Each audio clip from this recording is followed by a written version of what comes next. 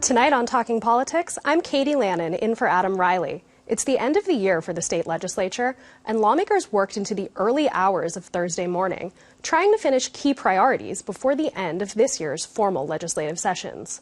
Later on, we'll dig into what they passed and what we can expect next year when major topics like rent control and healthcare reform are still swirling. First, though, true to form, there's a lot the legislature left unfinished, including help for the state's migrant shelter crisis. We're very disappointed. There's a lot of important work and important appropriations that we are committed to getting done. Our goal was to get it done tonight, but we just weren't able to. The House and Senate could agree on a number, $250 million, to help state officials find shelter for an influx of migrant families coming into the state. But lawmakers couldn't come together on exactly how the money should be spent. And while they can still work towards a deal in the next few weeks, informal sessions have very different rules. And if they don't pass a compromise before formal sessions continue on January 3rd, the bill expires and it's back to square one. Joining me to dig into all of this are Steph Solis, co-author of Axios Boston's morning newsletter, Politico's Lisa Kashinsky, and State House News Service reporter Chris Liniski.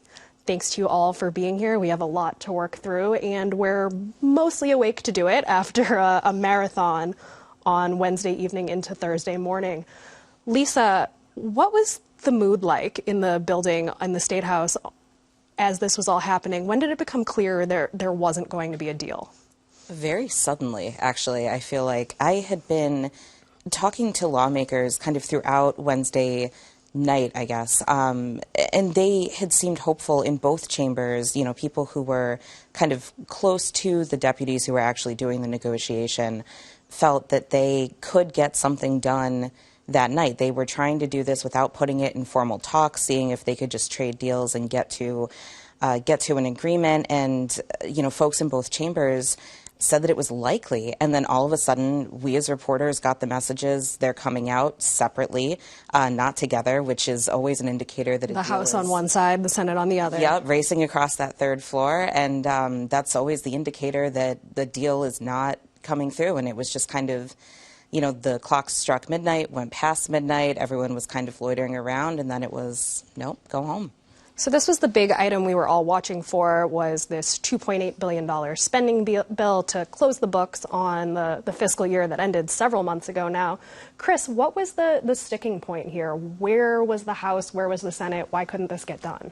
It all seems to come down to the money for the emergency shelter system and how exactly the state should continue responding to this crisis. The House wants to give $250 million with very specific strings attached on how much money needs to go to each different aspect of the state's response.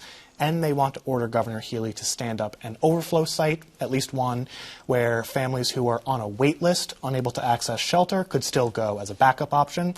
The Senate plan basically just gives $250 million more and lets the administration do what it feels is best. I think Senator Rodriguez said something to the effect of, I'm not an expert in emergency response, so let's let the experts deal with it. They just couldn't get past those two different visions of how exactly this money should be used, and broke for the night with really no clear path forward. So we're heading into the winter season now. The state is still facing a strained shelter system that's past capacity at this point. Steph, what's at stake here without this money being approved? You have families with small children who are at risk of being out in the cold, essentially.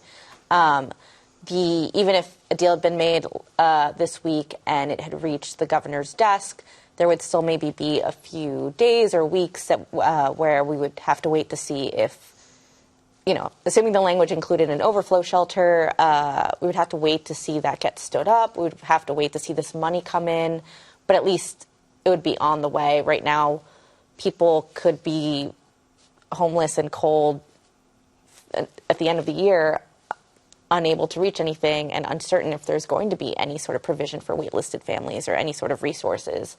The other thing to keep in mind is that in the meantime, the state is running with the money it expected to have to hold maybe some 5,000 families. The money they asked for, that was the $250 million, was when they had about 6,600 families in the EA shelter system. And that doesn't even include individuals or people who don't qualify for the family system who are homeless. So in the meantime, you have advocates and providers who are making calls, trying to find shelter space outside of the family shelter system, paying out of pocket for motels for people who are out in the cold. But those resources are going to run out soon. So we're going to see more and more people likely in the emergency rooms or just out with nowhere to go. And we're at the point now where part of the big issue at hand here is we've got this influx of new migrant arrivals. We have longtime Massachusetts residents also grappling with the housing crisis, high prices, and Governor Healy has capped the shelter system at 7,500 families. We've got a wait list in place now. Lisa, when we have this debate within the legislature about what strings to attach to the shelter money, where are providers and advocates on this issue? Providers, specifically for, advocates for housing and homelessness prevention, they're siding with the House on this one. They want to see, because the House was mandating $50 million specifically for the state to stand up emergency overflow shelter for the folks who are waitlisted, and to do that within 30 days.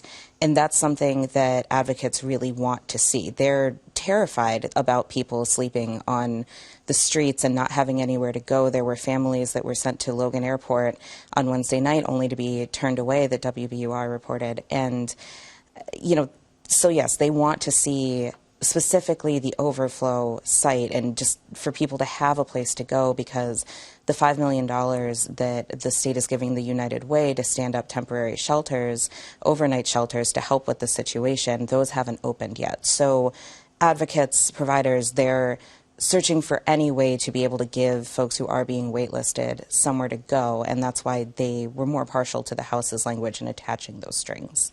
Okay, so Chris, can you walk us through why was it such a big deal to get this done by Wednesday? Wednesday was the final day for formal sessions for 2023 under the rules that govern House and Senate operations. So for the next 7 weeks, both the House and Senate can only meet in informal sessions where a single objection from any lawmaker can instantly stall a bill. Republicans in both chambers voted against this underlying spending bill. They've got some concerns about the shelter funding and state resources going to newly arrived migrant families. So logic holds that even a single Republican could prevent a deal from reaching Governor Healy's desk if one arrives a week from now, 2 weeks from now, anything like that. So Democrats have really left themselves exposed to political maneuvering by the minority party, and the minority party suddenly has a lot of power over how this is going to unfold. Which is unusual, right, with Democratic supermajorities? Exactly, yeah. The House and Senate both have Democrat numbers large enough to muscle anything into law, even over the governor's objections. And all of a sudden, now they need to get every single Republican on board. So this was one of the first questions, I think, that popped into minds of reporters at the State House the other night. And we have a little clip of House Speaker Ron Mariano answering that question. Is the plan to have this emerge in a informal session, and do you believe you can, given the Republican opposition to the bill? Yeah, I think we can. The Republicans are on record of having voted against this, so whether or not they need another vote is still open to discussion, and we will talk to them about that. So it doesn't sound like too much certainty there, per se. Steph, you talked to the House Minority Leader, right, Brad Jones? What did he have to say about this? So he called this a colossal failure of Democratic leadership. He and others were not necessarily privy to the talks that fell apart Wednesday night. But he made it clear that he still has some concerns. His idea of a path forward is that there are portions of the supplemental budget that he does want to see get passed, that his fellow Republicans want to see through, including the collective bargaining agreements and some other provisions regarding additional disaster relief for farmers. But he was even going as far as to suggest maybe multiple bills, and at least the Senate, likely the House leadership, do not want to do that. They would have probably a lot to lose, including influence over the $250 million. So there's nothing to indicate that Republicans won't try to sort of derail informal sessions here. But, you know, he himself said we need to see what the actual compromise bill looks like. That's the wild card, right? Yeah. And go ahead, Chris. I was just going to say it is worth thinking through. Voting against a bill when you know it's going to pass regardless is quite different than actually preventing a bill from becoming law when there's so much important funding at stake here, not just for the shelter crisis, but for other aspects of state government, collectively bargained raises. So, you know, we don't really have any concrete indication here if a single Republican is willing to go that far and actually nuke the whole thing. Yeah, I woke up to several texts Thursday morning or sometime Thursday when I eventually woke up from state workers who have been waiting on raises, wondering what actually happened? What does this mean? And, you know, we talked a little bit about the House. Lisa, where does it look like the Senate might be on this, on the ability to get a bill through in informal sessions? They're confident that they can. You saw that from the Senate Ways and Means chair, thinking they could wrangle the 3, but now 4 potentially when this comes through Republicans that are in that chamber, because State Representative Peter Durant, who I know that you've covered this race extensively, he won that special election to go over to the Senate in large part on campaigning against how the Healy administration was handling the migrant and shelter crisis. So that will be an interesting added variable to see, you know, what the minority leader in the Senate, Bruce Tarr, does, how he keeps folks in line, if he lets anyone object to it. You know, Bruce Tarr really had wanted to be at the table, to have someone at the table that night, and that was a lot of his issue with the way that things were playing out. Now that it's in conference committee, we'll see. We'll see. And one of the big questions when it's in a conference committee is we can't see, right, until a bill comes out. It's an opaque process. Chris, do we have a sense of where those negotiations stand a couple days out? I don't think they've even had their first official meeting. You know, I wouldn't be surprised if Senator Rodriguez and Representative Michaelowicz are continuing to talk. But in terms of a formal sit-down between all 6 negotiators, I don't think that has even started yet. So we're looking at next week, which is a holiday-shortened week, as the earliest official kickoff.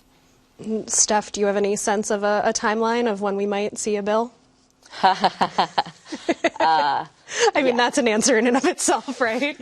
Yeah. First, we need to see who's actually in the conference committee. And there's just, like you said, there's so much we can't see, not because it's impossible, but because leadership doesn't want to make any of this known to the public at this point. I mean, the Senate leadership even declined to comment on some of the sticking points before a conference committee was officially launched and started. So it kind of seems like we're not going to be getting any details anytime in the immediate future.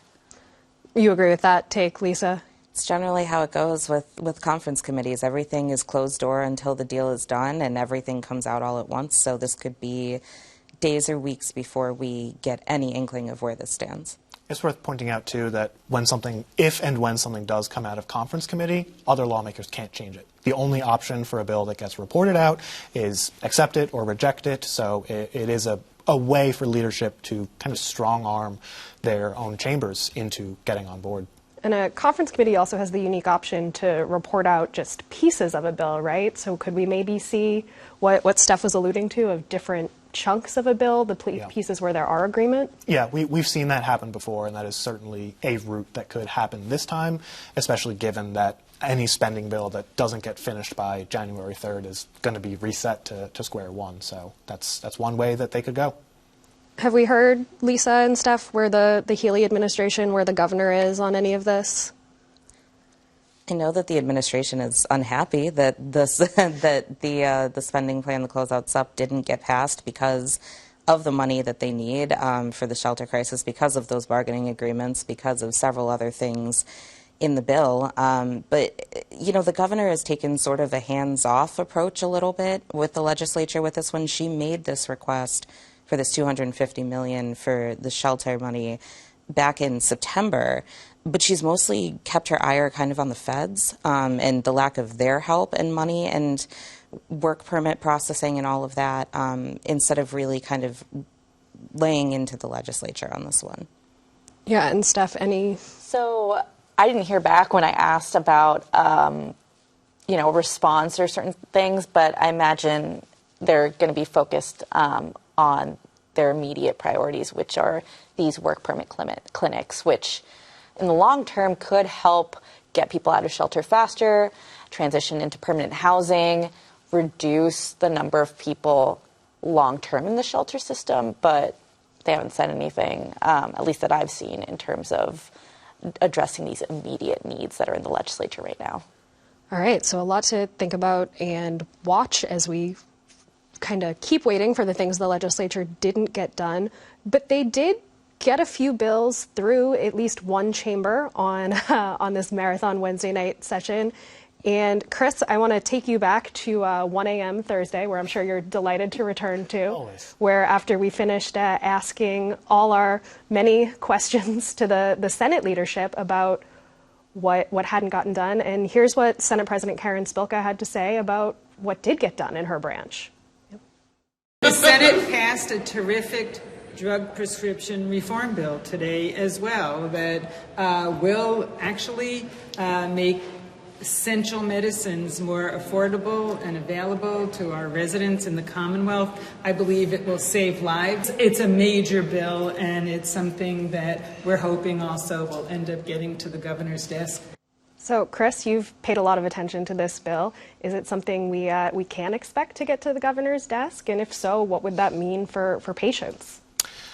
Odds are still out, or jury's still out. This is actually the third time in as many lawmaking sessions that the Senate has tried to wrangle prescription drug prices. Each of the previous two versions died without a vote in the House, and there's no real indication of movement among Mariano and his deputies that they are suddenly now on board with this. So we'll have to wait and see. It's always possible. These things do take time. Should the House get on board and this gets to Governor Healey's desk, it does sound like it would have some pretty substantial reforms for patients.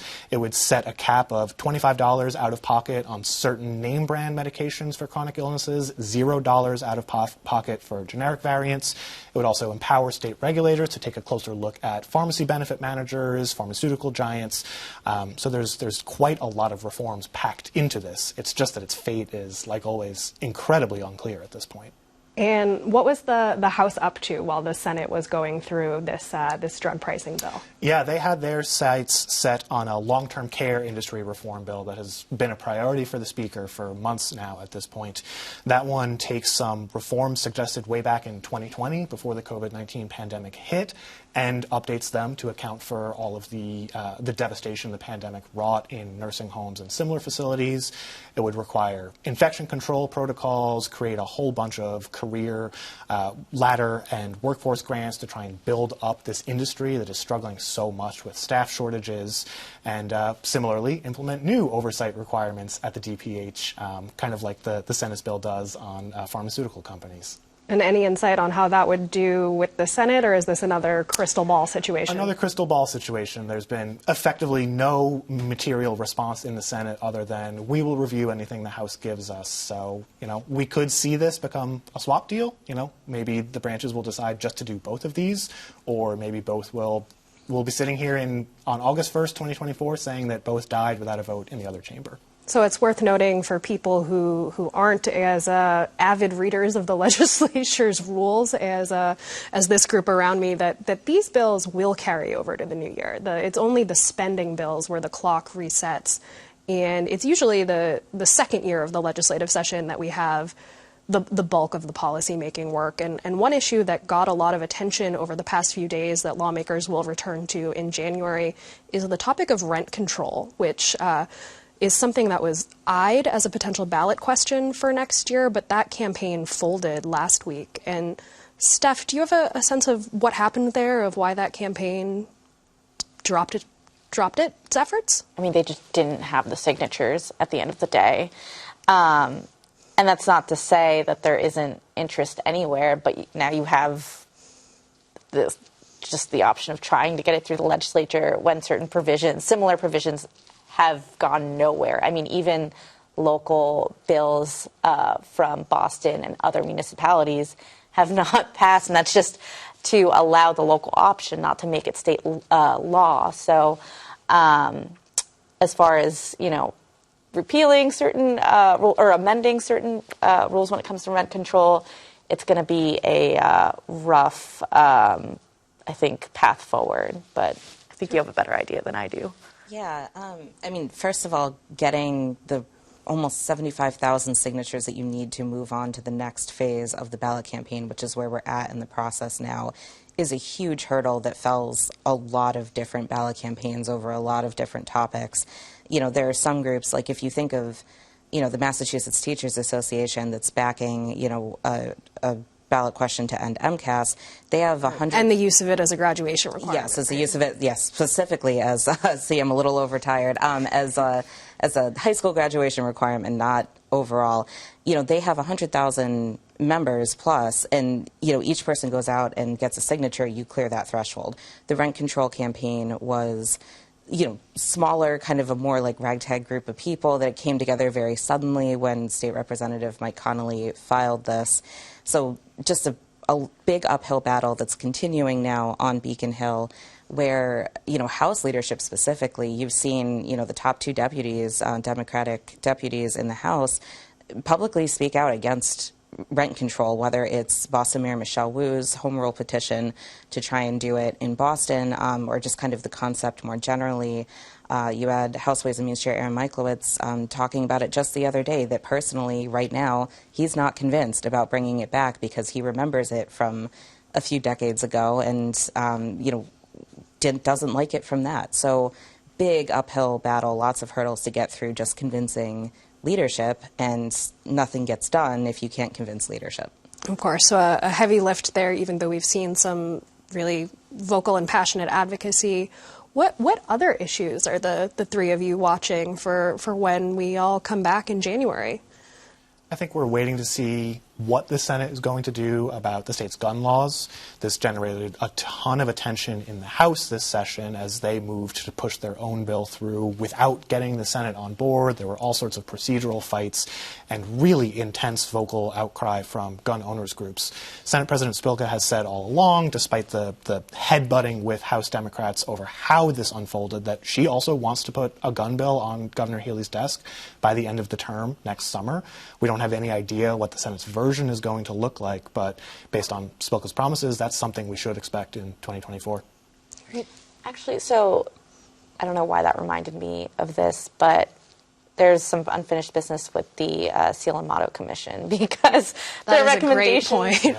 Yeah, they essentially recommended instead of a specific new seal and motto, creating another commission to figure this out. So it kind of kicks the can down the road. And this is after several years of work trying to identify what would be a good new seal for the state, which of course goes on the state flag, right? Yeah, because the current one has been long considered, you know, racist or otherwise offensive to Indigenous people here. And so it seems like the commission agreed on that much, that it needs to change. But as far as getting anything actually done, it did not end with anything but a few light recommendations about maybe a cranberry or whatever other icon, natural emblematic features, flora and fauna as a replacement. Yeah.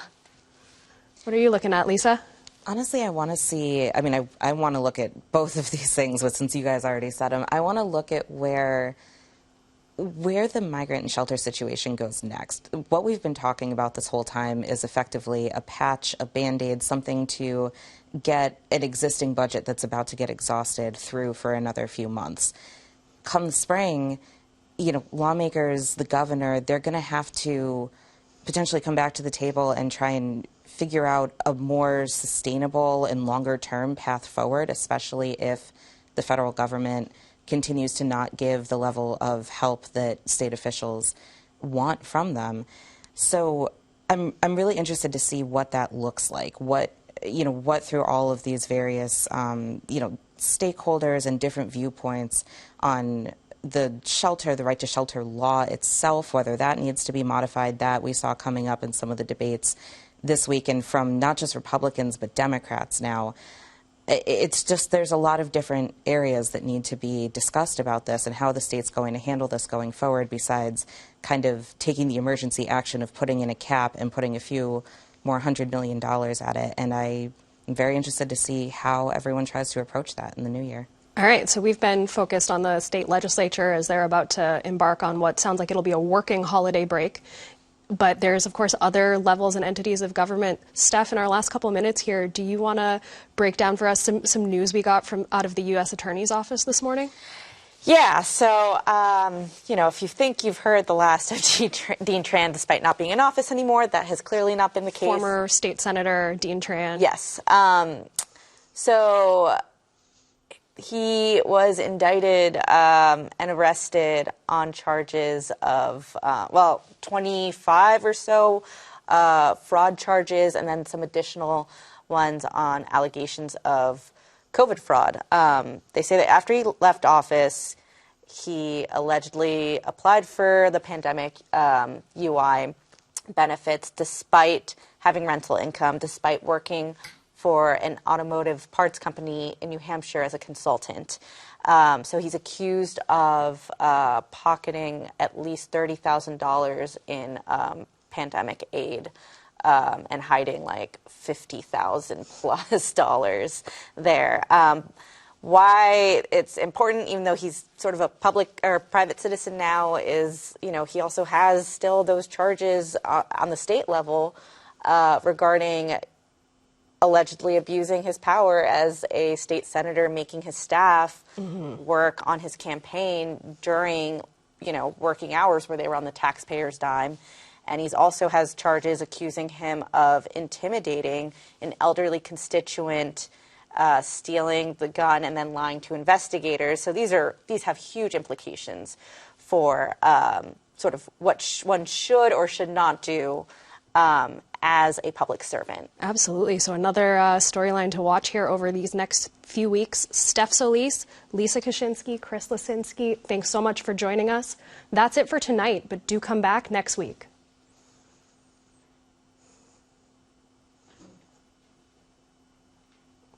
news.org/talkingpolitics and sign up for our politics newsletter while you're at it. For now, thanks for watching and good night.